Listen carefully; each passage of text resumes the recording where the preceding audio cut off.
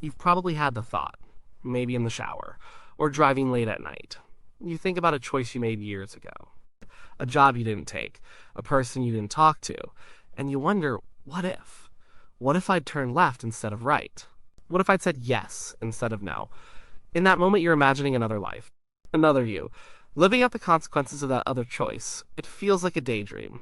A little bit of harmless fiction, we tell ourselves. But some physicists think it's more than that. They think that you might be real, and that other life isn't just in your head. It's happening, right now, in a universe parallel to our own. The idea sounds like science fiction. And for a long time, that's all it was, a playground for writers and filmmakers. But the math and physics of the last century have pushed this strange idea into the world of real science. It's no longer just a fun what if, it's a serious possibility that our universe is not the only one. That we might be part of a vast unseen collection of universes, a multiverse. And the strangest part is that these other worlds might not be far away in some distant galaxy. They might be right here, all around us, hiding in plain sight. This isn't about finding a magic portal behind a wardrobe. It's about understanding the fundamental rules of reality, and those rules are much, much weirder than they seem. The world we see, the world of chairs and trees and coffee cups, is built on a foundation that defies all common sense. This is the world of quantum mechanics, and it's in the strangeness of the quantum world that the first clues to parallel universes appear. To get a handle on it, we have to go back to the 1950s. A young physicist named Hugh Everett III was working on his PhD at Princeton. He was studying the central mystery of quantum mechanics. The problem is this: on a tiny subatomic level, particles don't seem to be in one place at a time. An electron, for example, isn't a little ball orbiting an atom. It's more like a wave of probability, a cloud of possibilities. It's a little bit here, a little bit there, all at once. It only chooses a definite location when we measure it. The act of looking at it, of measuring it, seems to force it to pick a spot. This was deeply weird to everyone. Even Einstein hated it. It suggested that reality was fuzzy and uncertain until a conscious observer came along and nailed it down.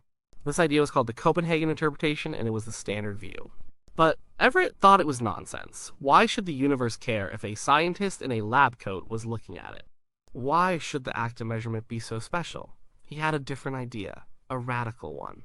He said the particle doesn't just pick one spot. It does everything it possibly can. When you measure the electron, you don't force it to choose. Instead, the entire universe splits. In one universe, the electron is here. In another, identical universe, the electron is there. Every possible outcome of that quantum event happens, each one in its own separate new universe. Think of it like this. You flip a coin, you see it land on heads. The old way of thinking says the possibility of tails just vanished. It ceased to exist. Everett's idea, now called the many worlds interpretation, says something else. It says, the universe split in two at the moment the coin was in the air. In the universe you're in, it landed on heads. But there is another you in another universe who is looking at the exact same coin, and for them, it landed on tails. Both outcomes happened, and this isn't just for coin flips. It's for every single quantum event. Every time a particle could go left or right, it goes both. Every time a radioactive atom could decay or not decay, it does both. A new universe branches off. This is happening constantly, all the time, everywhere. An unimaginable number of universes are being created every fraction of a second. So that choice you made years ago, the job you didn't take, at some quantum level, that decision involved particles in your brain moving one way instead of another. According to many worlds, the universe split. You went on to live this life. But another version of you, just as real as you are, is living in a universe where you took that other job. Every possibility is realized. There's a universe where you're a rock star, a universe where you're a farmer, a universe where you missed the bus this morning, a universe where the dinosaurs never went extinct. These universes aren't in some other dimension in the comic book sense. They are right here, superimposed with our own, but we can't see them or interact with them. Once the split happens, the two universes go their separate ways. They are decoherent, which is a fancy way of saying they can no longer affect each other. They are parallel. They exist in the same space and time, but are on different tracks. Like two radio stations broadcasting at the same time. You can only tune into one. You can't hear the other, even though its waves are passing right through you. This is the first way parallel universes could be hiding in plain sight. They are not across the cosmos. They are being created in this room, in your body, with every passing moment. We are just tuned to one specific frequency of reality. The other frequencies, the other worlds, are all around us, invisible and untouchable. It's a mind-bending idea, and for a long time, most physicists thought Everett was crazy. His theory was elegant. It removed the weird, almost magical role of the observer from quantum mechanics. But the price was enormous. You had to accept the existence of an infinite number of other worlds. It seemed too extravagant, too wasteful, but over the decades, the idea has gained a lot of ground. It's now considered a mainstream interpretation of quantum mechanics by many top physicists. Not because there's direct proof, but because it's a clean and logical consequence of the math. The equations of quantum mechanics seem to describe this branching reality perfectly well. You don't need to add any new rules, you just have to follow the math where it leads. And it leads to many worlds. But this isn't the only way parallel universes might exist. There's another completely different idea that comes not from the tiny world of quantum mechanics, but from the vastness of cosmology. The study of the entire universe. This second idea is based on the shape and size of our universe. We look out into space and we see galaxies, billions of them, and they stretch on as far as our telescopes can see. The light from the most distant galaxies has been traveling for over 13 billion years to reach us. So we can say our observable universe, the part we can see, is about 13.8 billion light years in radius in every direction. But what's beyond that? What's beyond the edge of what we can see? The simple answer is probably just more universe. More space. More galaxies. Most cosmological models suggest that space itself is infinite. Or at least, it's so mind-bogglingly huge that it might as well be. It doesn't curve back on itself like a sphere. It just goes on, forever. Now, if you have an infinite amount of space, something interesting happens. You run out of ways to arrange things. Think about it. The particles that make up you, this planet, this solar system, can only be arranged in a finite number of ways. It's a huge number, bigger than you can possibly imagine, but it is not infinite. Quantum mechanics tells us there's a limit to how much information you can pack into a piece of space. So if you have an infinite space, but only a finite number of ways to arrange particles in a given patch of that space, then the arrangements must start repeating. It's a mathematical certainty. If you travel far enough, you will eventually find another patch of space with the exact same arrangement of particles as our own. A perfect copy. Somewhere out there in the infinite darkness is another solar system with another Earth, with another person who is atom for atom identical to you. They are reading these same words at this exact moment.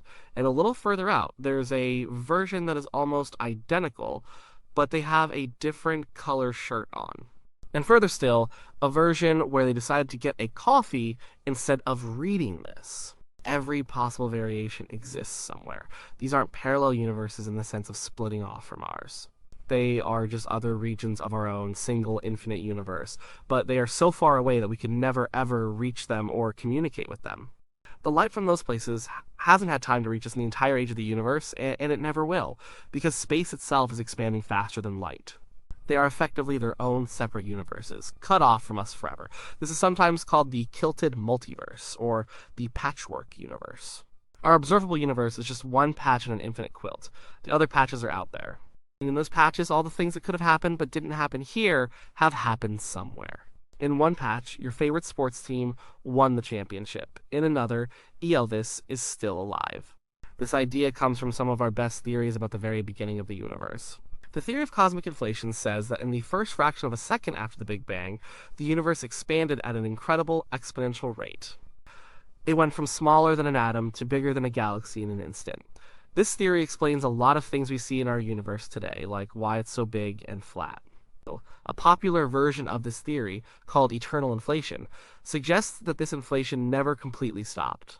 It stopped in our little pocket of space, allowing our universe to form. But outside our pocket, space is still stretching, still inflating. And every now and then, other pockets stop inflating and form their own universes, like bubbles forming in a pot of boiling water. Each of these bubble universes could have its own slightly different laws of physics. Maybe in one, gravity is stronger. In another, the electron has a different charge. Most of these universes would be sterile and dead, uninhabitable, but with an infinite number of bubbles, some are bound to be just right for life to form, like ours. So we have two different ideas so far. The many worlds of quantum mechanics, where universe is split with every choice, existing right here but out of reach. And the cosmological multiverse, where other universes are just really, really far away regions of space, perhaps with different physical laws. But there's a third idea, and this one might be the strangest of all. It comes from the cutting edge of theoretical physics, from something called string theory. String theory is an attempt to be a theory of everything. It tries to unite the two great pillars of modern physics, Einstein's general relativity, which describes gravity and the large-scale universe, and quantum mechanics, which describes the other forces and the small-scale universe. These two theories work perfectly in their own domains, but they don't work together. They give nonsensical answers when you try to combine them, like in the center of a black hole. String theory tries to fix this by saying that the fundamental building blocks of reality are not point-like particles. They are tiny, vibrating strings of energy. And everything we see, an electron, a photon, a quark, is just a different vibration of the same fundamental string. Like how a single violin string can play many different notes. But for the math of string theory to work, it needs something extra. It needs more dimensions of space than the three we know: length, width, and height. The most popular versions of the theory require at least 10 spatial dimensions. So where are these other dimensions? Why can't we see them? The theory suggests they are curled up, incredibly small, at every point in space. Too small for us to ever notice.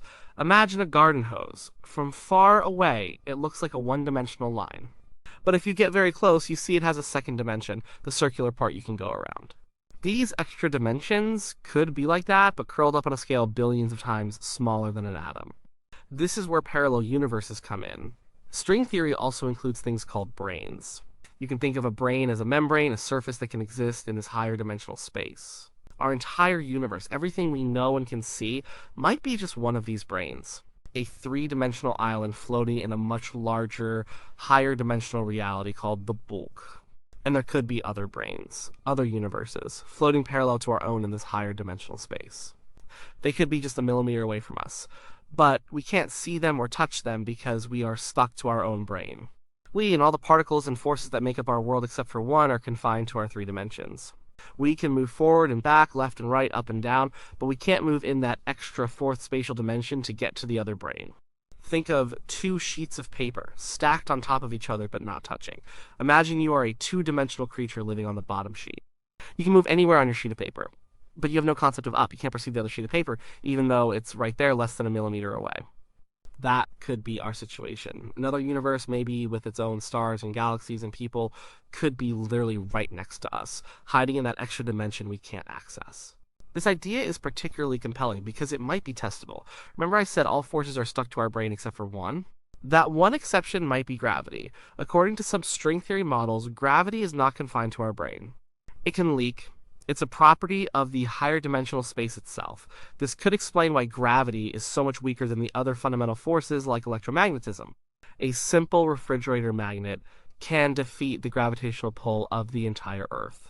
Maybe that's because most of gravity's strength is leaking off into these other dimensions, or to other branes. If this is true, we might be able to detect it. Experiments at places like the Large Hadron Collider are smashing particles together at incredible speeds. The hope is that some of the energy from these collisions might disappear. It might leak off our brain into the bulk. If we consistently see energy vanishing in a specific way, it could be the first piece of evidence for these hidden dimensions and the parallel universes they might contain. Another way to look for them is through gravity. If another brane universe is nearby, its gravity could be influencing our own universe.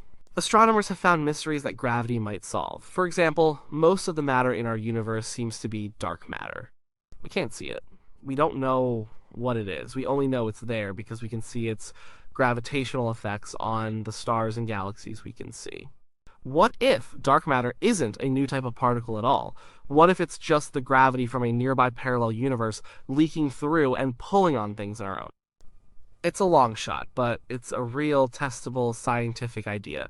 There's another possible piece of evidence, a faint whisper from the beginning of time. Astronomers have mapped the afterglow of the Big Bang. It's called the cosmic microwave background radiation.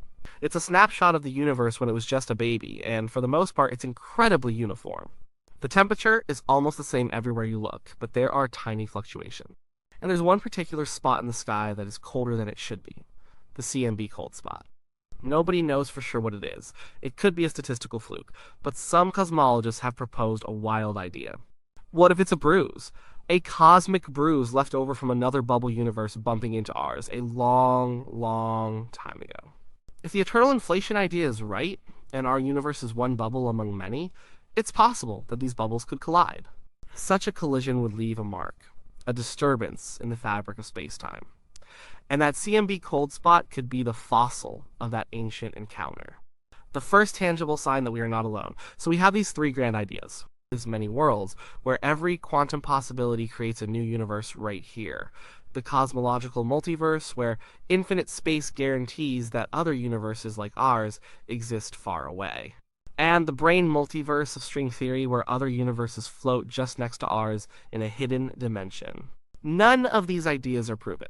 Not even close. Right now, they live in the realm of theoretical physics. They are built on math and logic, not on hard experimental data. A lot of scientists are deeply skeptical. They argue that if a theory can't be tested or falsified, it's not science, it's philosophy or metaphysics. If we can never interact with these other universes, what does it matter if they exist? They are beyond our reach forever. And that's a fair point. But science is always pushing at the boundaries of what can be known. 150 years ago, the idea that we could know the chemical composition of a star trillions of miles away would have seemed like magic. Now, it's a routine part of astronomy. We are developing new tools, new experiments, and new ways of thinking.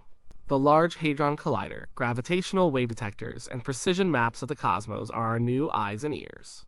They might catch a glimpse of something beyond our own world, a little bit of missing energy. A strange ripple in space-time, a cold spot in the sky. But let's step back from the physics for a moment. What if it's true? What if one of these theories is right and there really are other universes out there? What would that mean for us? The thought can be unsettling. If there are infinite versions of you, does what this version of you does even matter? If you fail at something, there's another you in another universe who succeeded. If you make a terrible mistake, there's a universe where you didn't. Does that diminish your choices? Your struggles, your triumphs, some people might see it that way. It could lead to a kind of cosmic nihilism. If every outcome happens, then no single outcome is special. Our lives are just one frame in an infinite movie. But you can also look at it another way. The many worlds view, for example, is strangely optimistic. It means that no matter how bad things get, there is a branch of reality where things went right. It means that every time you act with kindness, you are creating a universe where that kindness exists. And perhaps the point isn't to worry about all the other yous. They have their own lives to live. The only one you have any control over is this one. The choices you make here are the only ones that matter for the person you are in the universe you inhabit. The idea of the cosmological multiverse, the bubble universes, has its own philosophical weight. It offers a neat solution to one of the biggest puzzles in science, the fine-tuning problem. The problem is that the laws of physics in our universe seem perfectly exquisitely tuned for life to exist.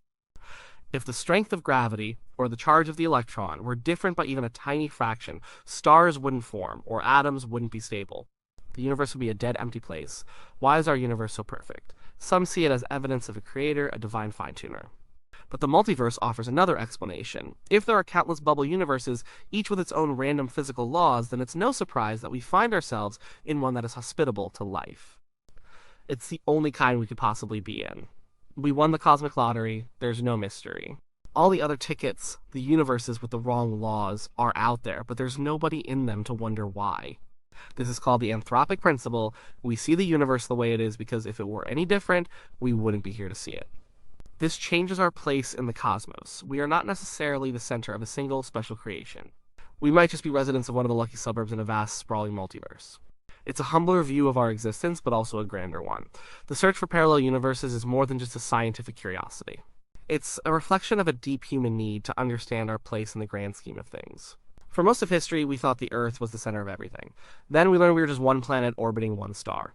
Then we learned our star was one of billions in our galaxy, and our galaxy was one of billions in the observable universe. Each step was a decentering, a realization that we were a smaller part of a much bigger picture.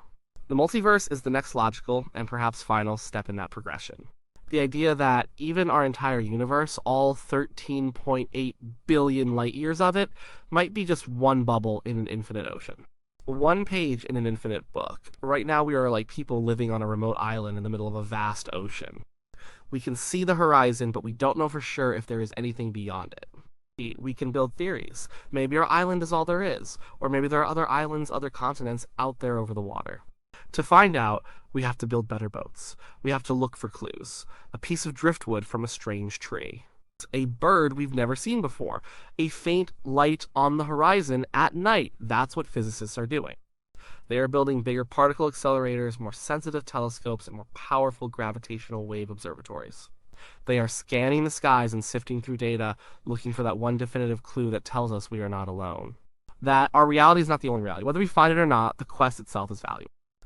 It forces us to question our most basic assumptions about what is real. It pushes our science and our imagination to their absolute limits. And it reminds us that the universe, or the multiverse, is likely far bigger, stranger, and more wonderful than we can possibly comprehend. The other worlds are not in fantasy books. They are in the equations of our best and most brilliant theories. They might be separated from us by the branching of a quantum wave, or by unimaginable distances in an infinite space, or by the thickness of a millimeter in a dimension we can't see. They are hidden. But they might just be in plain sight. We just need to learn how to look.